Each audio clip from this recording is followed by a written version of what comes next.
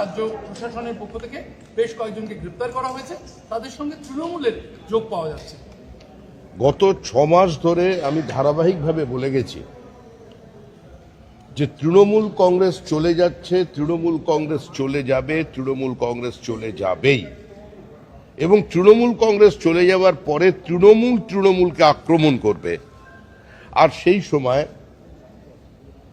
আমাদের সতর্ক থাকতে হবে।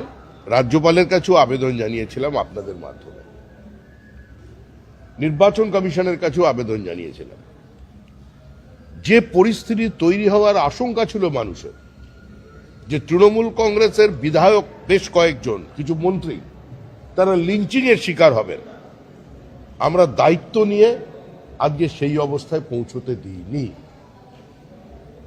কিন্তু দীর্ঘদিনের অবদমিত ক্ষোভ এবং না পাওয়ার ব্যথা যদি তৃণমূলের একাংশকে তৃণমূলের বিরুদ্ধে আক্রমণ করতে উদ্যত হয়ে থাকে, তো সেখানে প্রশাসন কি করবে? যে ঘটনা ঘটেছে, এ ধরনের ঘটনা কোনো সভ্য সুস্থ সমাজে কাম্য নয়। আমরা যে কোনো ধরনের হিংসার বিরোধিতা করছি, এবং গতকালও যা হয়েছে তারও আমরা বলছি যে এটা কাম্য ছিল না, এটা হওয়া উচিত নয়, এটার সঙ্গে বিজেপি দূর দূর পর্যন্ত কোনো যুক্ত নয়, এটা তৃণমূলের সঙ্গে তৃণমূলের গন্ডগোল, কারণ তৃণমূল আদপেই কোনো রাজনৈতিক দল ছিল না। যারা অভুক্ত ছিলেন তারা এখন আক্রমণ করছেন।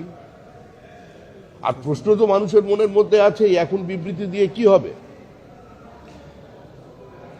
321 জন বিজেপি কর্মী খুন হয়ে গেছেন 2016 সালের আগে থেকে। আপনারা একবার 2021 সালের নির্বাচন পরবর্তী 15টা দিনের কথা, 25টা দিনের কথা চিন্তা করুন, আর আজকে তাকিয়ে দেখুন। প্রশাসন যা ব্যবস্থা নেবার সে ব্যবস্থা নেবে, পুলিশের উচিত ব্যবস্থা নেওয়া, কিন্তু মনে রাখবেন 2021 সালের 2রা মের পর 27 দিনে 56 জন বিজেপি কর্মী খুন হয়। আমাদের কয়েকশো মহিলা কর্মী গণধর্ষিতা হন, জেসিপি দিয়ে বাড়ি ভাঙা হয়, মাথা কামিয়ে থুতু ফেলে চাটানো হয়, মোবাইল ফোন কেড়ে দেওয়া হয়। বাগবাজার এলাকায় একজন সন্তোষ ট্রফি খেলা ফুটবলার, অত্যন্ত দরিদ্র পরিবারের বাবা, প্যারালিটিক মা, অন্যের বাড়িতে পরিচারিকার কাজ করেন, সে সুইগি জোম্যাটোর মাল সাপ্লাই করে। এই ধরনের একজন প্রতিভাবান ফুটবলার তাও খেলা ছাড়েননি, সাঁড়াশি দিয়ে তার নোখটা উপড়ে নেওয়া হয়েছিল, 2টো হাত ভেঙে দেওয়া হয়েছিল শুধুমাত্র বিজেপির বুথে বসার অপরাধে। সেক্ষেত্রে তৃণমূল তো আছে, স্বচ্ছন্দে আছে, ওরা ওদের পারিবারিক অশান্তিতে ভেতরে কে কি বলছে আমাদের জানা নেই। কারো কারো বিবেক জাগ্রত হয়ে যাচ্ছে, হঠাৎ বোধোদয় হয়েছে, বিলম্বিত বোধোদয়।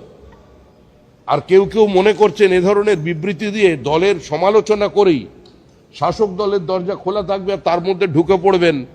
সেগুলো বালি নয়, সেগুলো বোল্ডার, যেটা আপনারা অবৈধভাবে তুলেছিলেন বিভিন্ন দিক থেকে।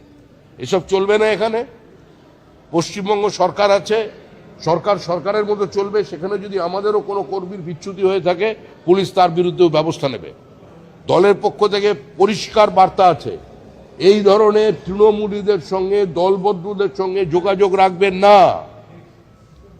এরা ওখানে লুটে স্বচ্ছন্দ ছিলেন, মনে করছেন এখানে এসেও সেটা বজায় রাখবে এই সরকারের আমলে। ওখানে কিছু পায়নি বলে এখানে আবার অটো, টোটো, বাজারের ইউনিয়নের ব্যবস্থা করবে, এ সমস্ত চলবে না। শুভেন্দু অধিকারী অত্যন্ত দক্ষ প্রশাসক, তিনি এর মধ্যেই দৃষ্টান্তমূলক বেশ কিছু সিদ্ধান্ত নিয়েছেন, এবং সেই সিদ্ধান্তকে আমরা দল হিসেবে আমরা শুধু স্বাগত জানাইনি, সমাজের সর্বস্তরের মানুষ স্বাগত জানাচ্ছেন। সরকারের কাছে অনেক কাজ করা বাকি। মাথায় একটা টুপি পরবো, আর তারপরে হেলমেট ছাড়া 3 জন মোটরসাইকেল নিয়ে ঘুরে বেড়াবো, পুলিশ ধরতে পারবে না। আর কেউ এখন মনে করেছেন মাথায় একটা গেরুয়া ফেট্টি বেঁধে নেবো আর জয় শ্রীরাম স্লোগান দেবো, হনুমানজির পতাকা নিয়ে হেলমেট ছাড়া ঘুরে বেড়াবো, দুটোর কোনোটাই চলবে না। গতকালের ঘটনা